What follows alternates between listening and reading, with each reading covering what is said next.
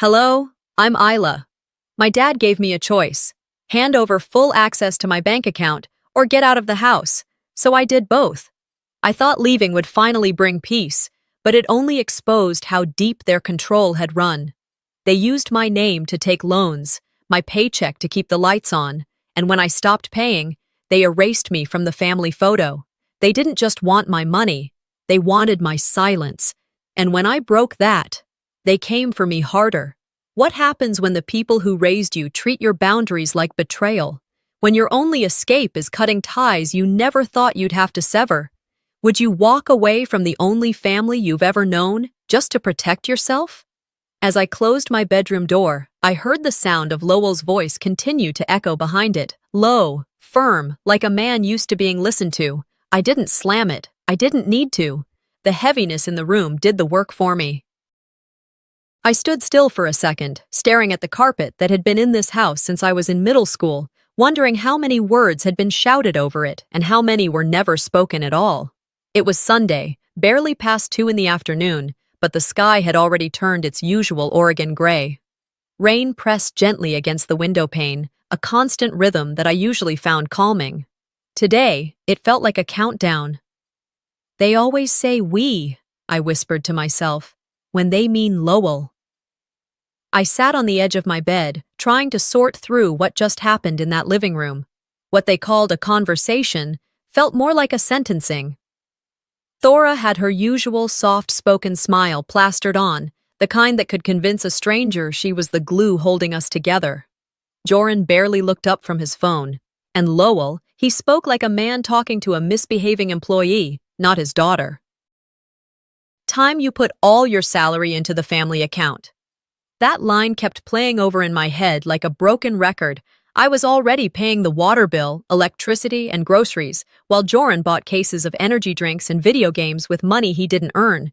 I paid the car insurance, on cars I didn't even drive. I brought in the only stable paycheck in that house. But now, that wasn't enough. Now they wanted the rest. The thing is, they didn't just want the money. They wanted control. They always had. When I was 20 and got my first job at the local clinic, Lowell said it was cute that I wanted to pay for my own cell phone. When I turned 25 and tried to move out, Thora cried and said, "But this house is your home, sweetheart." Joran told me I'd regret it, said I was abandoning the family. So I stayed. I stayed and paid and stayed some more. And now, at 31 apparently, I still hadn't done enough. I stood up, walked slowly over to my small desk in the corner, and opened the drawer where I kept a manila folder of receipts, bills, and bank statements. I didn't need proof for them, but I needed it for me. I needed to see it on paper. I had been supporting this house for years. The front door creaked open downstairs. Footsteps, muffled voices. Joran laughed at something, probably a TikTok. Then silence again. I sat back down and tried to breathe. Not panic, just breathe. A memory floated up, uninvited. I was 19. My mom had been gone for 3 years. Lowell sat me down with that same voice and told me, "You're the woman of the house now. We need you to be strong." That was the first time he used that tone on me, the tone he normally reserved for men he didn't respect at the hardware store. I remember nodding, thinking it was love disguised as expectation. It wasn't. It was a contract I never signed. I leaned back in my chair, closing my eyes, hearing his voice again from earlier today. "If you live under my roof, you follow my rules." Except, it wasn't his roof. Not anymore. Not when I paid the mortgage. Not when I kept the lights on. Not when the only groceries in the fridge were there because I skipped lunch to stretch my budget. And then came the last line. The one that cracked something inside me. "You're the youngest. You should know your place." What place is that, exactly? The family wallet? The in-house ATM? The ghost who works quietly in the background and doesn't ask questions? I didn't argue, not out loud. That's how this family worked. Whoever raised their voice first got labeled emotional, irrational, or disrespectful. I knew that game too well. But something shifted inside me, something quiet but unmovable. Like the moment a tide turns and even the sand beneath your feet feels different. I picked up my phone and opened the Notes app. I titled the file, Things They Said. I started typing everything I remembered from the past hour. You don't have your own family, so help this one. You've been lucky we didn't charge you rent. Your paycheck will go to me first. If you need money, you ask me. You're the youngest. You should know your place. The words looked worse when written down. That was always the case with manipulation. It thrived in spoken form, in tone, in the ability to pretend you meant well. But in black and white, it lost its charm. It became what it always was, control dressed up as concern. I heard a knock on my door. Soft. Too soft. It was Thora. Sweetheart, dinner's in 20. I didn't answer. I didn't trust my voice not to crack. She lingered, waiting for something, then walked away. I stared at the wall for a long time after that. My reflection in the mirror across the room caught my eye. Not the face I painted for work or holidays. Just me, raw and unfiltered. And I realized something that made my chest tighten. They don't see me. They see what I give them, and the moment I stop giving, I won't exist to them. A few hours passed. The rain kept tapping against the glass. I stayed in my room. Didn't come out for dinner.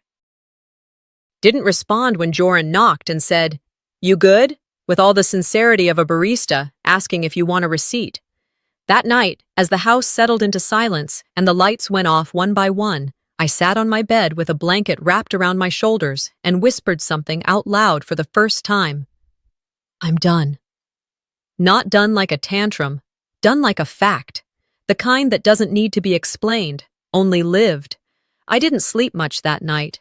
The walls in that house were too thin, the resentment too loud, even when no one said a word. Rain kept tapping against the window like it had something to tell me, but I already knew. This wasn't new.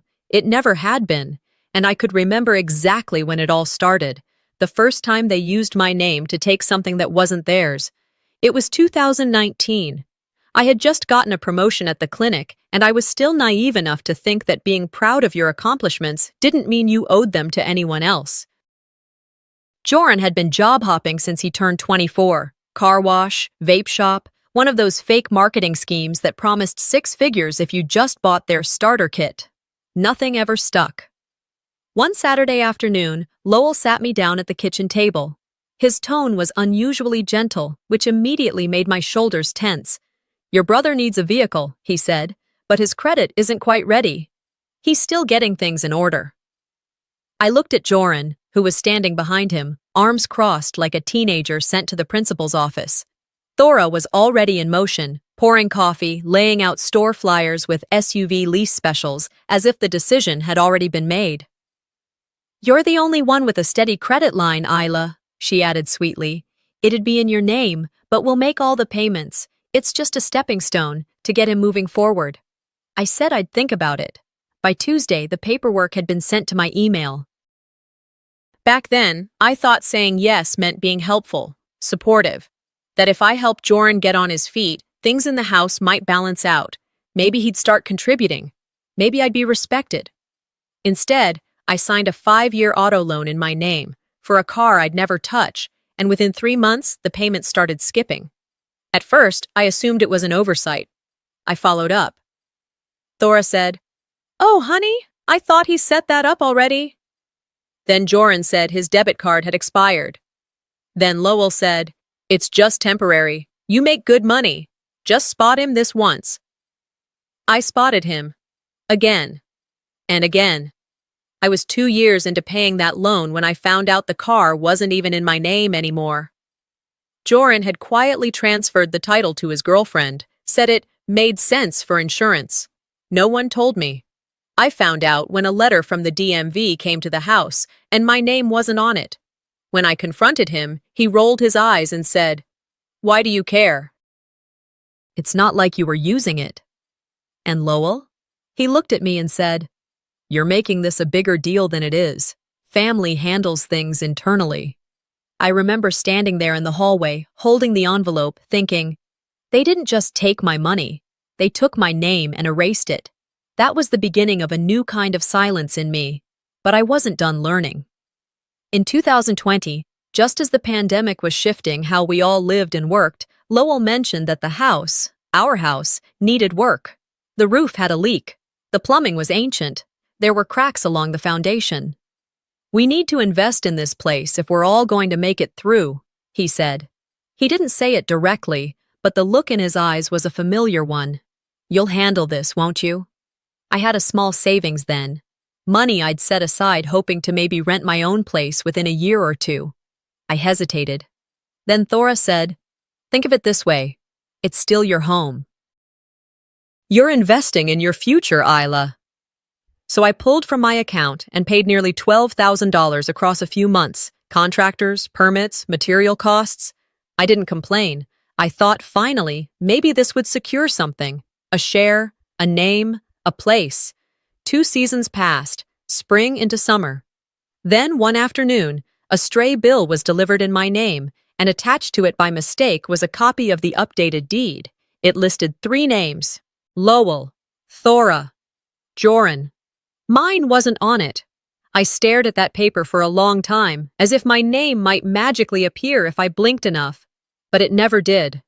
That night, over dinner, I asked about it. Lowell barely looked up from his plate. "You live here because of us. You didn't buy it. You just helped out." Thora nodded. "Family doesn't keep score, dear." It took everything in me not to laugh. Because they did keep score when it came to what I owed, not when it came to what I gave, and the math never added up in my favor. I didn't fight them that night. I didn't scream or demand they fix it. That was the mistake I stopped making long ago. Instead, I took out my phone, went into my notes, and added another entry to the file titled "Things They Said." I didn't look them in the eye after that. I just kept eating my dinner and waited for the next storm. Now, in 2023, sitting alone in my room, I scrolled through old bank statements on my phone, transfer after transfer. The grocery orders, insurance renewals, maintenance fees, lines and lines of numbers that all ended with the same reality. They took, and I gave, not because I was weak, but because I believed if I gave enough, they might stop taking. My screen lit up again. A new message from the family group chat. Joran. "Reminder, Dad's birthday is coming up. Don't forget your part." I didn't even open it. I just stared at it for a moment, then swiped left and hit mute. Outside, the rain had turned to a quiet mist, the kind that settles on the pavement and refuses to leave. I leaned back in my chair and looked around my room, the one I'd painted myself, filled with furniture I bought secondhand, made comfortable not by design but by necessity. It wasn't just a room. It was the only part of that house I didn't have to ask permission to exist in, and even that had started to feel rented. They said I owed them for staying here. But none of them seemed to remember how many times I paid the price. It started with a withdrawal I didn't authorize. $1,200. Gone. That night, I'd stayed late at work to finish payroll reports and file compliance documents for a last-minute audit. I got home around 8:45, poured a glass of water, and went straight to my room. The house was quiet. Joran had gone out with friends. Thora was watching one of those baking shows in the living room, and Lowell was snoring in his recliner with a half-empty can of beer warming on the side table.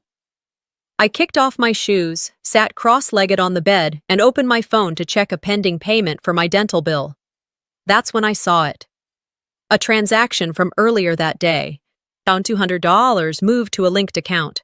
The thing was, I didn't link any account. My first thought was that it had to be a mistake. Banks screw up.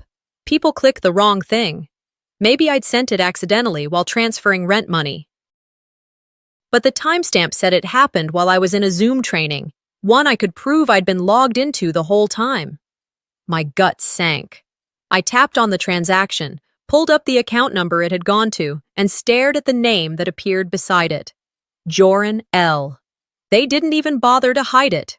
I put my glass down before I dropped it. For a minute, all I could hear was my own breathing, shallow, uneven. I wasn't angry yet, not exactly. It was more like numbness, familiar numbness, the kind I used to feel whenever I had to write another check to cover their unpaid bills. But this time, it hit differently. This time, I didn't approve it. The next morning, I skipped my usual breakfast at the break room table, and instead stepped outside during my 10-minute break to call the bank. After a short hold, a polite woman named Karen confirmed what I already suspected. Yes, the transaction was authorized through your login credentials, she explained. It was processed from a desktop IP address that matches one of your previous locations. What location? I asked, already knowing. Registered to Lowell M. Lanes. I closed my eyes. Of course. After hanging up, I walked back inside and sat at my desk, nodding along to my supervisor's updates about a vendor policy shift I didn't hear a word of. I couldn't stop thinking about how they got in. My email. I hadn't changed it in years. The old Yahoo address I made when I was 19, the one I kept using for password resets out of convenience. Lowell had helped me create it back then. Of course he remembered it. Maybe he even wrote it down. He probably had access to it for years. I'd never thought to check. Why would I? What kind of father would... I stopped that thought before it finished. I knew what kind. That evening, over dinner, I said it calmly. Did you move money from my account? Lowell didn't even look up from his mashed potatoes. Your brother had some overdue rent. We took care of it. You took care of it. With my money. You make enough. Don't act like it's some huge betrayal. Thora, sitting beside him with her napkin folded neatly in her lap, chimed in with that voice she reserved for de-escalation. It's not stealing, Isla. It's family helping family. No, I said, keeping my tone level. It's theft. And the fact that you don't see that is the problem. Lowell rolled his eyes. You'll get over it. It wasn't the first time I'd been dismissed, but it was the first time I let that silence between us linger like a threat. I didn't argue. I didn't cry. I just stood up, placed my fork down gently, and left my plate untouched. A week passed. No apologies. Instead, another request. This one came after dinner. I was in my room reading emails when there was a soft knock, followed by Lowell's voice. I'd like you to send me monthly statements from your account. I paused. Why? So I can help you manage your finances. Clearly, you're struggling with boundaries. I almost laughed. Not because it was funny, but because the audacity had crossed into the absurd. You stole from me, I said through the door. And now you want a front row seat? This isn't stealing, he said. It's structure. Structure. A fancy word for control. Thora tried again later. She brought me a cup of tea, knocked gently, and said, Your father's trying to keep things from getting worse. Worse? For whom? I thanked her for the tea and didn't drink it. That night, I stayed up until 2 a.m. I wasn't restless. I was focused. I made a list of every account connected to my old email and changed the recovery settings one by one. Passwords became long strings of nonsense with symbols, numbers, and uppercase chaos. I enabled two-factor authentication and deleted the old email completely. Then I opened a folder on my desktop and named it, Just in Case. Inside, I started dropping screenshots, bank statements, that $1,200 transfer, texts from Joran hinting at financial troubles, a copy of the auto loan, the repair invoices I'd paid for the house. I wasn't sure where I'd take it all, but I was done living in a world where I couldn't prove the truth. They'd always controlled the narrative. She's emotional. She overreacts. She makes everything about her. Not this time. The next morning, I skipped breakfast again and left earlier than usual. On the way to work, I stopped by a coffee shop near downtown and sat in a booth in the corner, sipping slowly as I opened my laptop. There was something about doing this outside the house that felt right. Safer, clearer. I emailed myself backups of the folder. Then I emailed a trusted friend at work, a quiet woman named Delphine who had been my manager years ago, now in HR. She was one of the only people who'd ever pulled me aside and said, You don't owe your family your life just because they fed you when you were 5. In the email, I didn't ask for anything. I just wrote, For safekeeping, please don't open unless I tell you to. She replied within 5 minutes. Got it. It's safe with me. On the ride home that evening, I watched the streets pass by in a blur. My fingers clenched around the steering wheel, but not in fear, in control. For the first time, I wasn't reacting, I was preparing. By Thursday evening, the air in the house had changed. You could feel it in the way everyone moved, like we were orbiting something unspoken, something heavy, not a storm exactly, something slower, like a leak that was about to rot the floorboards underneath us. Lowell waited until after dinner to make his move. I'd just finished loading the dishwasher and was about to slip away to my room when he cleared his throat. "Isla," he said, "come sit down. We need to finish our talk." Thora stood at the counter with a dish towel in her hands, not drying anything, just standing there, wringing it. Joran, leaning against the fridge, glanced up from his phone but didn't say a word. I sat. Lowell folded his arms, looked me straight in the face, and delivered the line like it had been rehearsed. "From now on, I need full access to your bank account. No more hiding passwords, no more private funds. That's not how families operate." I didn't say anything. I waited. "You'll be on an allowance," he added. "500 a week, if you're good with it." "If I'm good?" I asked, voice flat. "It's fair," he replied. "You're living here. You use our water, our lights, our roof. That money should be part of the family's resources." I looked at Thora. Her lips were tight. Then she offered a sympathetic smile, the kind that always made me want to step backward. "Sweetheart," she said, "you don't need to keep money. You're a daughter. Next one day, your husband will take care of those things." I felt like I'd been dropped into a scene from a sitcom taped in the 1950s. Except this wasn't black and white. This was real, and they were serious.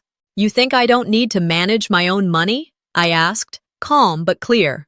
"You're overthinking this," Joran chimed in, finally finding his voice.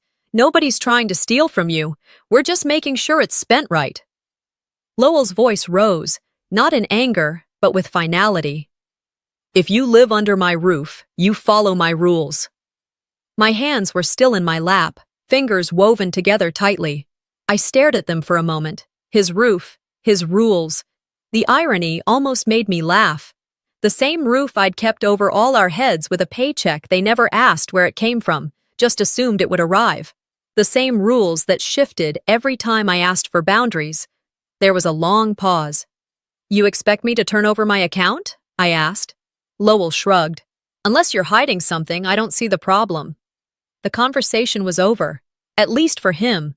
I stood, slowly, letting the weight of the moment settle in the room. "I'll think about it," I said. I didn't need to look back to know they thought that meant yes. I walked to my room, closed the door, and let the air leave my lungs. Outside, the rain had started again, the kind that blurred streetlights and tapped softly against the windows without end. I pulled out my notebook and sat at my desk. I started writing a list. Close checking account at Union Pacific Credit Transfer Savings to new credit union. Cancel automatic transfers, electric, water, groceries. Remove autopay for Joran's car insurance. Review all email recovery settings. Find a family law attorney. My pen hovered over the last line for a moment. I underlined it. I didn't cry. I didn't shake. I didn't feel panic or rage. Just certainty. The next morning, I left earlier than usual. I told them I had to be at the clinic by 7, which wasn't entirely a lie. I had a 7:30 payroll meeting. I took the long way into town and stopped by the credit union I'd scoped out online. They were still closed, so I parked nearby, grabbed a coffee at a corner cafe, and sat watching people move through their morning, joggers, parents juggling strollers, a woman walking her elderly terrier. They all looked like they had stories that didn't involve being asked to surrender their autonomy in the name of family. When the branch opened, I was the first one in. A polite teller named Melanie walked me through opening a new account. No joint access, no linked family names. Just me. By noon, I'd changed every password, rerouted direct deposits, and called each utility company to notify them of my departure from the billing cycle. I told them to send the next invoice directly to the primary homeowner, Lowell Lanes. When I got home that night, I found Lowell sitting at the table with a piece of paper in front of him. "Household budget," he said without looking up. "Just so we're clear where your money's going." I looked at the list. Groceries, $400, utilities, $300, Joran's car payment, $350, beer, and miscellaneous, $100, emergency buffer, $250, Isla's allowance, $500. At the bottom, he'd scribbled a total and circled it. "You're assigning me a salary," I said, more to myself than to him. "It's structure," he replied. "Helps keep things clean." "And Joran?" "He gets what he needs," Lowell said. "He's working on some new things. We need to support that." I walked away before I said something I couldn't take back. That night, I emailed myself a copy of the list, took photos, and backed up the documents, just in case. I didn't know yet what I'd do with them, but I was done trusting them to protect what was mine, done pretending I wasn't the one keeping that household alive. I went to bed early. The rain outside turned into sleet, clicking against the window like sharp reminders. They had no idea they'd just given me the final push. It wasn't Dad this time, it was Thora, with a smile that didn't reach her eyes and a tray in her hands.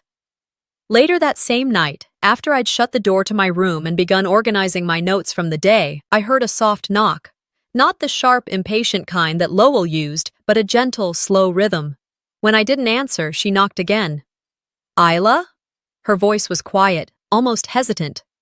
"I brought you some chamomile." I stood still for a moment, debating whether to ignore her, but curiosity, or maybe something sadder, made me open the door just wide enough to see her face. She was holding a steaming mug, her eyes glassy like she was rehearsing concern. "I figured you might need something warm tonight," she said. "Your father can be firm, but he means well." I didn't take the mug. Not right away. She stepped in anyway, placing the cup down on my nightstand without waiting for permission. "I'm not here to take sides," she went on, folding her hands together in front of her. "But this tension, it's breaking the family apart. You've always been the calm one, Isla, the one who keeps things balanced." I gave a short, disbelieving laugh. "Balanced?" "I know Lowell expects a lot," she said quickly. "But he's just worried. He thinks he's doing what's best." I didn't say anything, not yet. "He's proud of you," she added, "even if he doesn't say it." There was a pause, a long one.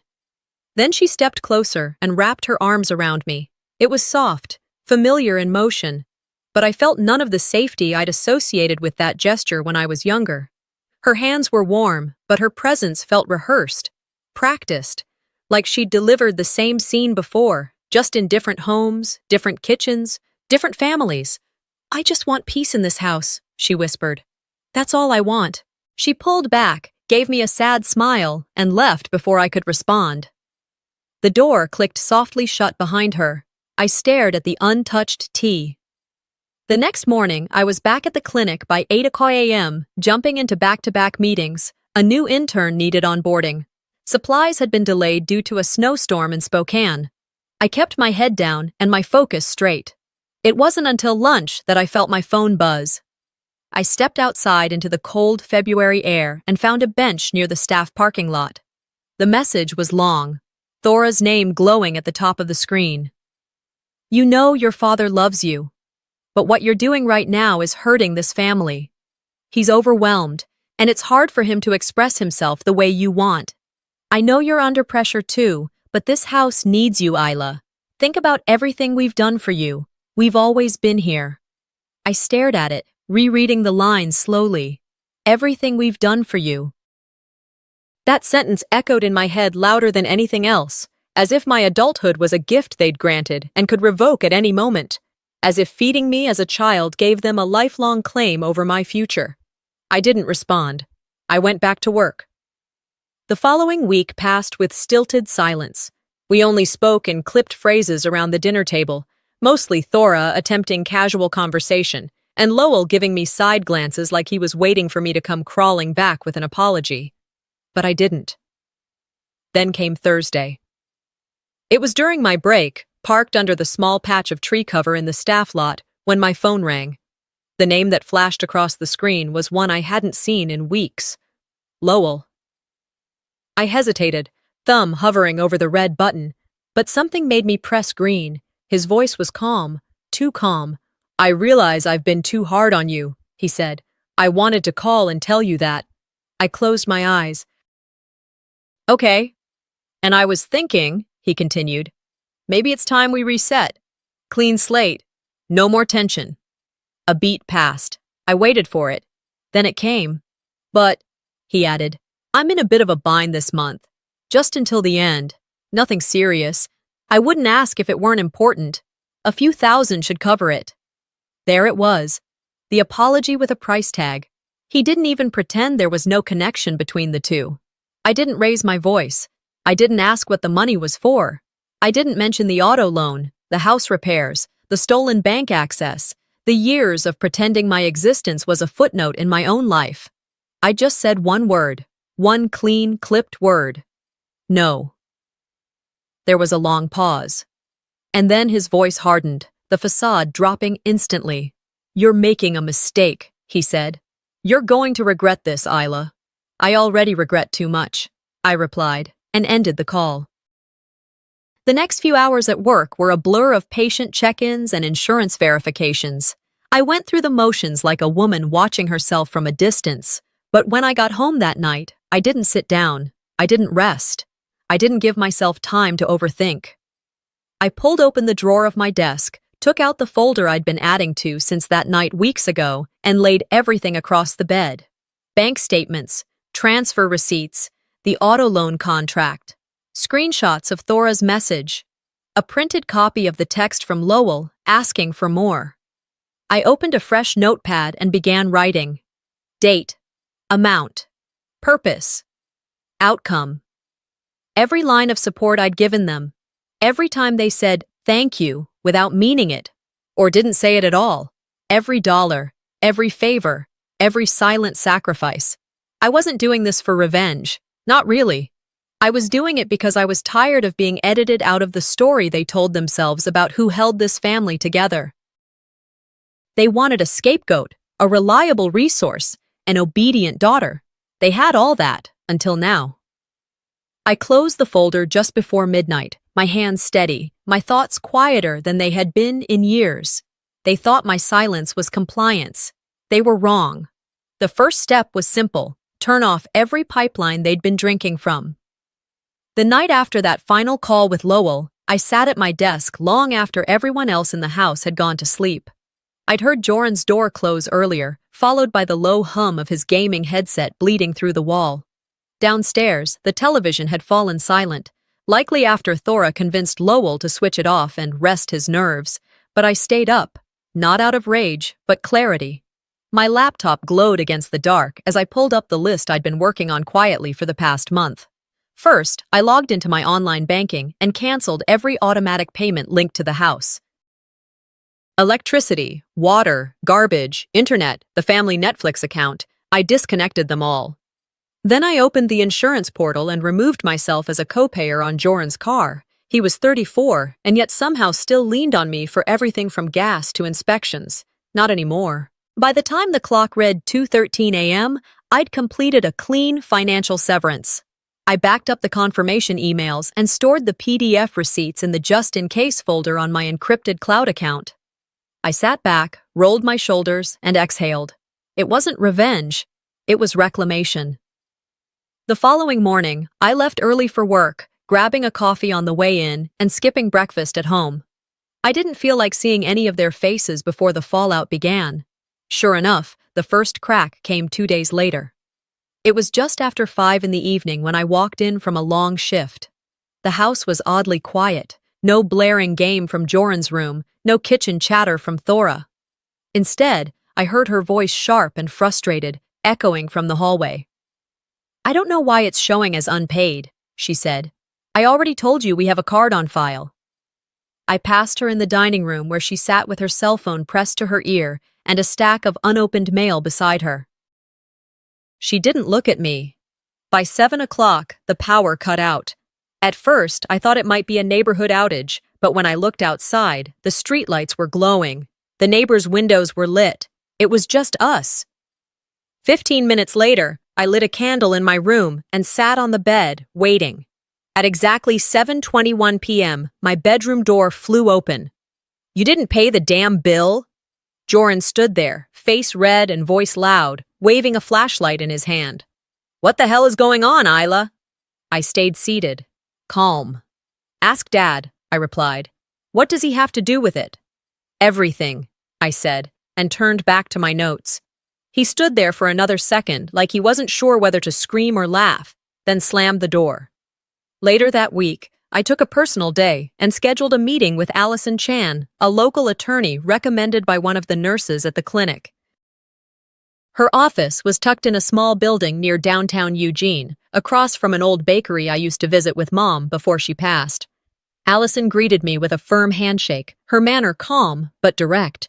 She looked through the stack of paperwork I'd brought, bank statements, account screenshots, car loan records, copies of utility payments, and the incident with the unauthorized withdrawal.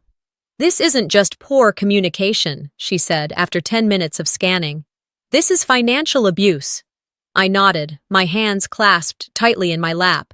Can we do something? Absolutely, she said, already pulling a yellow legal pad closer. We'll start with unauthorized access, then add breach of agreement regarding the car loan. We'll request restitution for utilities and the home repairs you covered. It'll take some time, but you have a very strong case, Isla. Hearing her say that did something to my chest. Like something locked inside me finally exhaled. By the end of the hour, we'd outlined the formal complaint and scheduled a date to file. I walked out of that office holding a manila folder full of possibilities. Later that night, I came home to find Lowell at the kitchen table. He was holding a beer but hadn't taken a sip. When he looked up and saw me with the folder in my hand, his face changed. You went to a lawyer? He asked, voice already rising. I placed the folder on the counter and met his eyes. You told me to give you access or get out, I said. I'm choosing a third option. You face the consequences. His face flushed deeper. For a moment I thought he might throw something, but Thora walked in just then, holding her phone, and the moment broke. You ungrateful little— No, I cut him off. Don't start. You don't get to control this anymore. I left him sitting there and went straight to my room. 3 days later, a certified envelope was dropped on our porch. I'd been watching through the window when the mail carrier pulled up. I waited, sipping coffee, as Lowell walked out in his robe and picked it up. From my seat at the kitchen table, I watched his shoulders stiffen as he opened the envelope and unfolded the document. Joran walked in seconds later, still in pajama pants, scratching his head. What's with the drama? Lowell didn't answer. Thora stepped in behind him, reaching for the paper. What the hell is this? Joran asked again.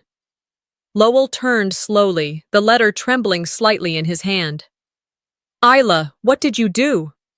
I stood and walked to the sink, rinsed my cup. I protected what's mine, I said over my shoulder. No yelling, no threats, just truth. The rest of the evening passed in silence. Even Joran stayed in his room. Thora cooked dinner, but didn't say a word when I passed through the kitchen. The shift had begun. They knew. The leech had lost its vein. The quiet didn't last, not even a full week. I should have known it wouldn't. It was late February, still cold but with hints of spring trying to push through. Daffodils had started appearing near the mailboxes outside my office building, and the sun had managed to stay up past 5 for once. I was sitting in the break room, sipping lukewarm coffee from a paper cup, scrolling through my phone while waiting for a staff meeting to begin. Then I saw it. Joran's wedding photos. I didn't even know he was engaged. The post came from someone I didn't recognize, his new wife's cousin, maybe, tagged with all the appropriate hashtags. Hashtag forever starts now. Hashtag family first. Hashtag blessed. The captions were overdone, but the photos were what made my stomach tighten. There they were, the entire family, standing in front of a small chapel, all smiles and posed hands. Except one, a young woman stood where I would have stood if I'd been invited. Same height, similar hair color, but it wasn't me. And then I saw the arm. A cropped, familiar arm. It was mine, from an old family photo I'd taken with Mom and Joran years ago. They had cut and pasted my arm into the edge of the group, using it like scenery, like filler. They'd erased me without fully erasing me. I put my phone down. That was the kind of petty I wasn't prepared for, even after everything. Not 10 minutes later, the family group chat lit up. Lowell, you chose to leave. You chose to miss this. Thora, family shows up when it matters, Isla. Joran, don't expect to be part of anything from now on. I didn't respond. Instead, I turned my phone off and walked outside for air. The wind stung my cheeks, but it helped clear the wave of heat rushing to my face. I leaned against the railing near the parking lot and stared out across the street, watching people go in and out of a bakery, laughing, ordering coffee, living lives that didn't involve emotional blackmail or weaponized silence. The texts didn't stop. Over the next few days, they came in waves. We need to talk. This is still your family. Your dad's not well. Do the right thing. I'm sorry for how things went. Let's move forward if you'll help us out. Each message sounded almost reasonable on the surface, but I knew what they were. Not invitations, not apologies, hooks, bait. They didn't want me back. They wanted access again, to my income, to my silence. I muted the group chat. Then I blocked Joran's number. I opened my laptop that night and set up email filters to automatically archive anything from Lowell or Thora. Not delete, just hide, just enough space for my brain to breathe. That same night, I lay in bed and scrolled through old text threads. Not just recent ones, but conversations from the past year. Birthdays, holidays, moments I'd paid for dinner or groceries or gifts, and gotten a short text in response, maybe not even that. And the patterns were undeniable. Every text they sent me started or ended with a need. Can you cover this? Can you drive him there? Can you front this until Friday? We'll pay you back. They never did. My thumb hovered over the delete button, and then I pressed it. Thread after thread, I cleared them all. I didn't cry. I didn't feel sad. I felt clean. The weight of all that passive manipulation, gone in a few swipes. That weekend, while folding laundry in my room, I took one last step. I sent a final message, just one line, to Lowell. Don't text me again. I'm not coming back. No explanations, no list of reasons, just the truth. I pressed send, set my phone face down on the desk, and stood quietly for a moment, letting the stillness settle around me like armor. For once, silence felt like power, not punishment. But peace, I learned quickly, was temporary. 2 days later, I got a call from a blocked number. I let it go to voicemail, then another, then a third. The fourth time, curiosity got the better of me. I picked up, expecting some robocall or spam about car warranties. Instead, I heard a voice I hadn't expected. Miss Lanes, this is Officer Bradford with the Eugene PD. We're reaching out in response to a report filed regarding alleged financial misconduct. Would you be available for a voluntary statement sometime this week? My pulse jumped. They're filing something against me? I asked, my voice calm but tight. I can't disclose case details, he replied. We're just gathering information. I agreed to a meeting the next day and hung up. The minute I did, I knew. This was them, trying to flip the script, trying to make me look like the villain for finally standing up for myself. I pulled out the folder I'd created months ago and added the new notes. I printed the text history with Lowell, the loan agreements, the photos.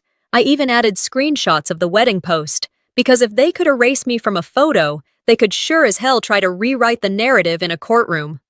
I met with Allison again, and she was unshaken. This is what abusers do when they lose control, she said. They lash out. You've got receipts, Isla. We're not backing down. That night, I stood in front of the mirror for a long time. Not to check my appearance, just to look. To see the woman who had been picked apart, minimized, used, and who was still standing, still fighting, still free. The quiet didn't last, not because they made noise, but because I had one last move to make. And this one wasn't about cutting ties or blocking phone numbers. It was about ending it, for good. A week after the fallout from their failed attempt to flip the narrative against me, I got the letter in the mail. Cream-colored envelope. My name printed in bold black font. Inside was the official court hearing date for the case we'd filed, restitution for the stolen funds, breach of loan agreement, and reimbursement for utilities and home repair costs. March 9th, 9 o'clock a.m., Lane County Courthouse. I didn't feel nervous, not even a little. And the night before the hearing, I couldn't sleep, but it wasn't anxiety, it was clarity. I sat on the floor in my apartment surrounded by boxes still half unpacked from the move. I had relocated to Salem 2 weeks earlier. Just me, a few pieces of furniture, and the potted plant I'd bought on the day I picked up my new keys. A small peace lily, resilient even when neglected. I had everything I needed: evidence, support, and resolve. I also had memory. And for some reason, the one that showed up in my mind that night wasn't about money or arguments. It was the only time I remembered Lowell saying something kind to me.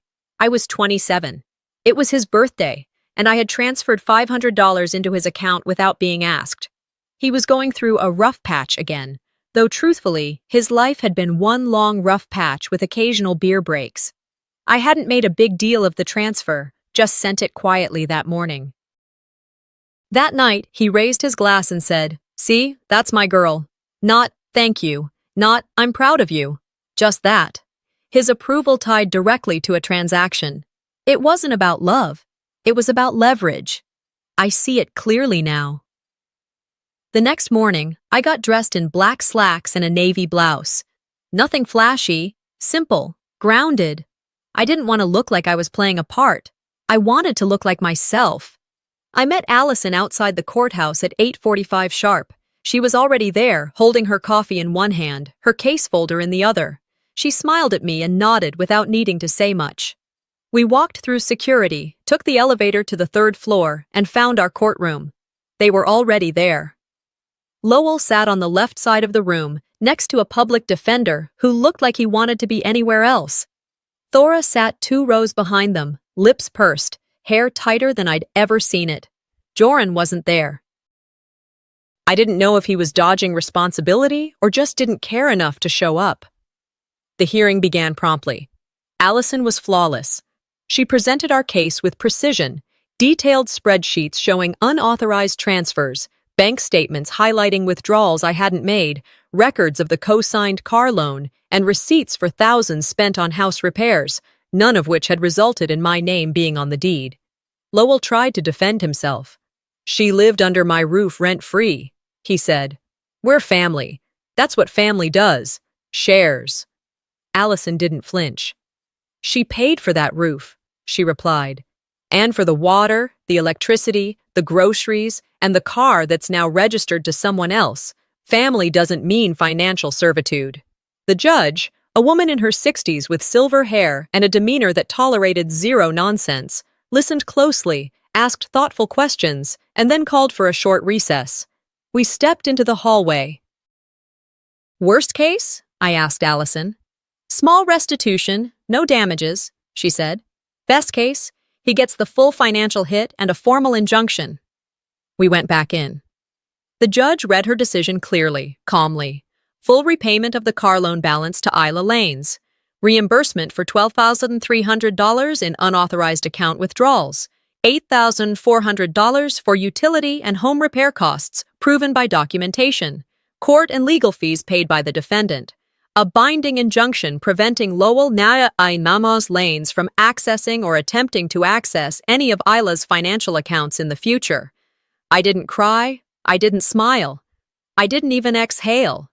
I just stood there and absorbed the sound of a door finally, irrevocably, closing. As we walked out of the courtroom, Lowell called my name once, just once. I didn't stop. Outside, the sky was pale blue with streaks of soft clouds. There was no fanfare, no applause, just a breeze that touched my cheek gently and moved on. Allison placed a hand on my shoulder. "You did it," she said. "No," I replied. "I stopped them. Now I still have to build something for myself." She nodded, then offered to grab lunch, but I declined. I wanted the rest of the day to myself. Back at my apartment in Salem, I opened the sliding door and stepped out onto the small balcony. The peace lily sat on the corner table, one white bloom open, the rest still waiting. I watered it slowly, letting the silence fill the space around me. There was no debt left, not financial, not emotional, not even imaginary. No more paying with guilt. No more transactions disguised as love. This life was mine again. And it was quiet, yes, but it was finally mine. Some wounds take longer to close. That's something I learned not from books or courtrooms, but from the quiet that came after. It had been nearly 2 months since the judgment. I'd paid the last of the moving costs, changed my mailing address, and stopped checking the old family group chat, though truth be told, I'd stopped feeling the urge to even glance. The legal case had been handled, the paperwork was done, and the last direct deposit from my job landed safely into an account only I had access to. But healing wasn't in the silence, it was in what came next. My mornings looked different now. I'd wake up to soft light drifting through the blinds, no alarms blaring, no footsteps stomping past my door, no passive-aggressive coffee mugs left on the kitchen counter as a signal. Just me, the hum of the refrigerator, and the sound of birds outside. I'd brew a small pot of coffee, open the sliding door, and sit on my narrow balcony overlooking a modest street in Salem. Kids sometimes rode their bikes to the corner store. A retired couple 2 houses down walked their labradoodle around 9:00 a.m. each day. The neighborhood had its own rhythm, and slowly, I started syncing with it. That Saturday, the sun had shown up early, filling the sidewalks with warmth that felt overdue after a stubborn winter. I decided to walk down to the weekend farmers market a few blocks away. Nothing fancy, just local produce, some homemade soap vendors, and a guy playing acoustic guitar near the taco truck. I walked slowly, giving myself permission to exist without rushing. At one of the produce stalls, I reached for a bundle of asparagus at the same time an older woman did. We both laughed and stepped back. "You take it, dear," she said, smiling. "You sure?" "I insist," she replied. She had silver hair tucked under a sun hat, a long cardigan despite the warmth, and a cart already half full of greens and fresh bread. A few minutes later, as I browsed nearby, I saw her struggling to pick up a bag that had tipped from her cart. A few oranges had rolled across the pavement, one of them nudging against the curb. I stepped over without thinking. "Let me help you with that," I offered, bending down to collect them. She looked up, surprised but grateful. "Thank you. These bags get heavier every year." I helped her load them back in, and she sighed. "Would you mind walking me to my car?" she asked. "It's just around the corner." "Of course." We walked together slowly. She told me she used to come to the market with her husband, who passed a few years back. Now she still came, even if the bags were a little too much. I didn't say much, just listened. She reminded me a little of my mom, not in appearance, but in energy, grounded, present. When we reached her car, she opened the trunk, and I lifted the bags in carefully. Then, as I shut the hatchback, she touched my arm lightly and looked at me. "Are you okay, dear?" It stopped me cold. Not because she meant anything by it, but because it had been so long since anyone had asked me that without a motive attached. Not a question hidden in a favor, not a disguised manipulation, just a genuine check-in from a woman who had no reason to say it. I didn't answer right away. My throat tightened in that sudden, unexplainable way that emotions sometimes do, sneaking up when you think you've armored yourself enough. "I think I will be," I finally said. She smiled, nodded, and got into her car. I watched her drive away, the moment lingering in the air long after her taillights disappeared. I walked home slowly, letting that question replay over and over. "Are you okay?" There was no definitive answer. I wasn't magically healed. I didn't feel vindicated. But I felt lighter. Like the part of me that had been bracing for another blow was finally starting to let go. When I got back to my apartment, I took off my shoes and put the asparagus in the fridge. The sun was still pouring through the windows, warming the floors in golden strips. I stepped onto the balcony again. The peace lily I had bought after the court hearing had 2 new buds pushing up. I hadn't even noticed them growing. I grabbed my watering can and slowly gave the plant what it needed. That's what healing was, I realized. Not a moment, not a grand gesture, not a clean break. Just small things, daily, quietly. I thought about everything I'd lost, the illusion of family, the certainty that someone would have my back, the comfort of familiarity. And yet, in their place, I had gained something rare, peace, control over my own choices, and the knowledge that I could survive, not because someone caught me, but because I refused to fall. I sat back in my chair and let the sun hit my face. Some wounds stay. They don't close neatly, and they don't always stop aching. But so does the strength you found when you had no choice but to stand alone. Sometimes, walking away from your family isn't about bitterness. It's about survival. Isla's story reminds us that setting boundaries doesn't make you selfish. It makes you free. Have you ever had to choose peace over people who were supposed to love you the most? Tell me your thoughts in the comments, and don't forget to subscribe for more true life stories that cut deep and heal stronger.